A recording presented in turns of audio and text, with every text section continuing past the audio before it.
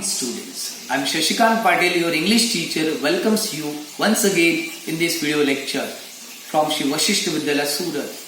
Dear students, we understand the conditions in which you are learning, but every day our teachers are trying to make you innovative and interesting.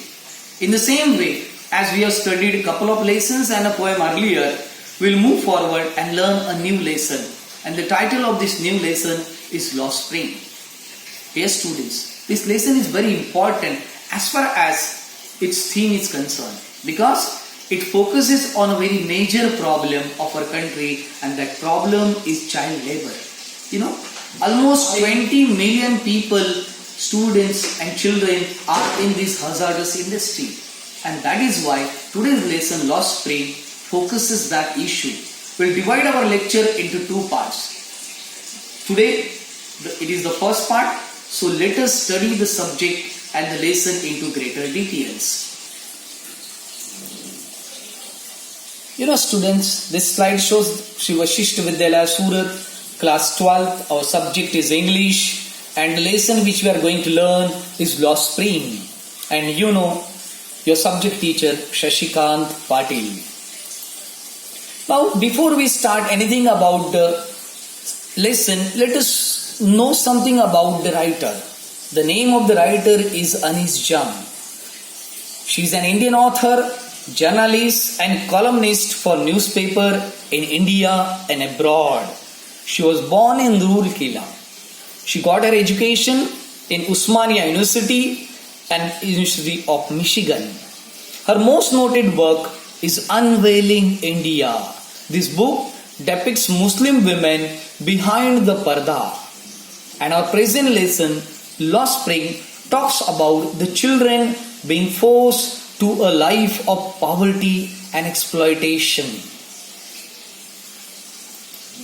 Now, Anis Jam has tried to highlight the plight of life of poor people and the children especially who are exploited either by their uneducated and poor helpless parents and the society who employ them as child laborers. Spring of life refers to happiness. Lost spring is lost happiness. Simapuri is on the border, that is the periphery of Delhi, where about 10,000 families of rag pickers live. They have come from Dhaka, Bangladesh in 1971. As their lands and houses were devastated by storm, and that is why they have come down to India. Now, again one more thing we have to understand. The title is very much symbolic, and that is why we must understand the real meaning and the significance of title Lost Spring. Dear students, spring is the symbol of joy, happiness, beauty and hope. And childhood can be called the spring of a man's life. The title is a metaphor used for the loss of childhood of the millions of child laborers in India. The title has a tinge of irony. Children are the sources of joy and happiness. But ironically, millions of children like Sahib and Mukesh experience no spring in their lives, for their childhood is consumed in making a living.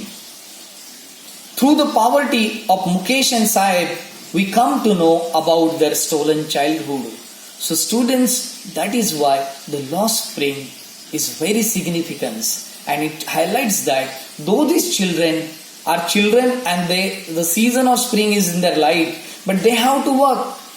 Instead of enjoying their childhood, they have to work to manage their bread and butter, and that is why the title is apt and suitable. Now, in the first part, the problem of the rag pickers in Simapuri area are highlighted, and we will focus in today's lecture this only. The second part, we will cover the problems of the bangle makers in Firozabad. So what is this settlement in Simapuri? What kind of settlement? It's huts, mud houses, tarpaulin and tin roof, poor sanitation, no safe drinking water, no sewage, compelled to live subordinate life in slums. Though they are on the outskirts of Delhi, they are living in a miserable life which is in no way can match the life in Delhi. They have ration cards to buy grains and are owed banks for politicians but are compelled to lead a poor life. Both children and elders are rag pickers. Garbage hold different meanings. For elders, it is a means of livelihood, but for children, it is gold mine. They get surprises, coins and currency notes in the garbage. Children who are in this rag picking work are deprived of schooling, fulfilling their dreams and wearing shoes. They are the gangs of rag pickers who move in local areas barefooted with semi-naked body, collecting and carrying bags full of rags. Now the central character of this first part is the Sahib-e-Alam.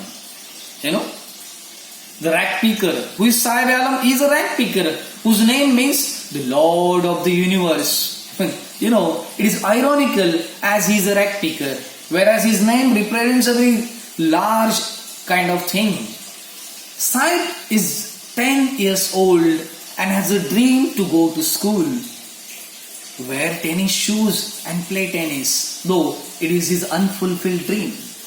He gets a discarded pair of tennis shoes because he can't afford to purchase it.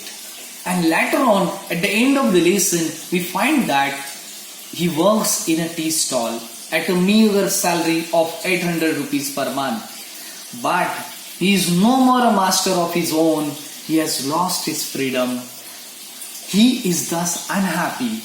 The weight of tin canisters heavier than the bag of rags. Now, we have to understand and explain this lesson in greater details. The author Anis Jung encounters with a boy named Sahib-e-Alam who visits the nearby garbage dump and look for valuables as he is doing the work of rag picking. The boy tells her that he has left his home in Bangladesh long ago and does not have many memories of it.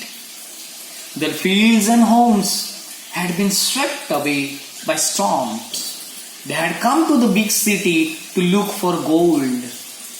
The author asks him, why does the work of rag picking?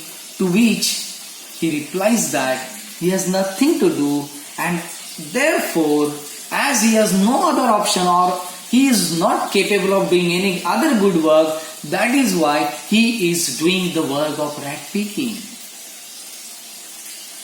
The author advises him to go to school, but the boy says that there was no school in his neighborhood. Secondly, in morning time, he has to continue his rag picking work and therefore the schools are closed. The author asks whether he would like to come to school if she opens one such school, to which the boy says he would definitely come. So here we find that there is eagerness to learn, but no such schooling facilities are made available for these people, and if writer opens, he is willing to come over there.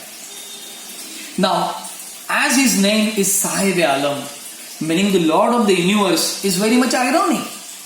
The author sees him roaming with other rag pickers. All of them will find that they are barefoot, while few of them are wearing different shoes in both feet, because they cannot get the standard shoes which the normal we children can afford it. So that is why in one feet they are having another, and in different foot they are having another shoes discarded by someone. Some say that their mother has not given them shoes.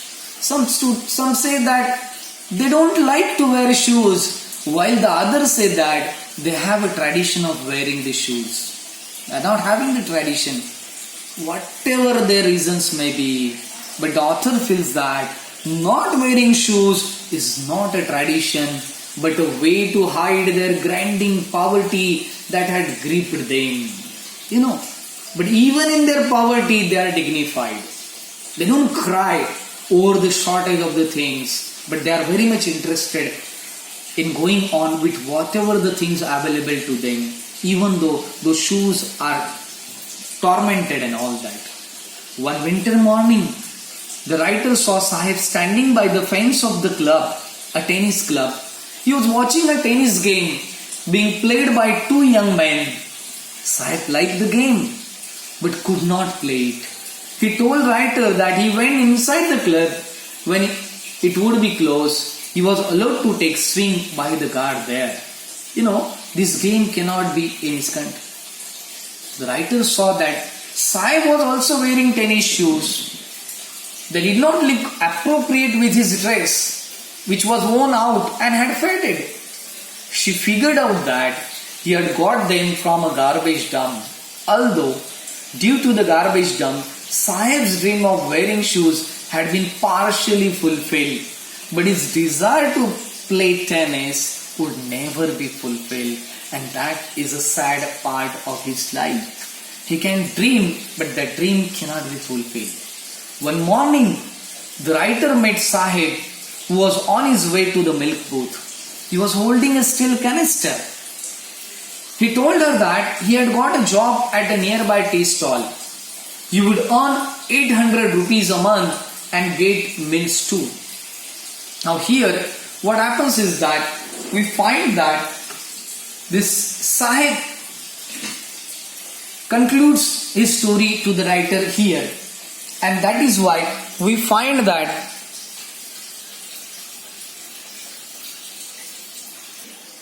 so students, this story, the first part ends that we found Sahib holding a milk canister of his shop, and it concludes there. But tell me that, was he happy at that time?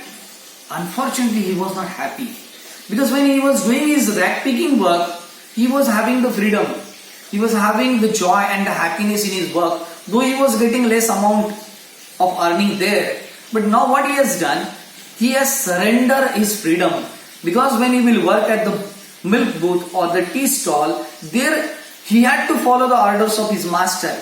Yes, definitely he will get a salary and a meal, but ultimately the part ends here is that he has surrendered and he has lost his hope of doing anything better, and that is why he has accepted his job there, which is not at all good one there. So here, this is a story which ends little bit in a tragic way. We must understand that he should have chose to be a different thing, but now working in a tea stall is not going to take him in any kind of progressive way. So therefore, it ends here. Let's see that now what happens in his life. Whether his decision is right or wrong, you all have to think, and the story ends here. Thank you and have a nice day to you.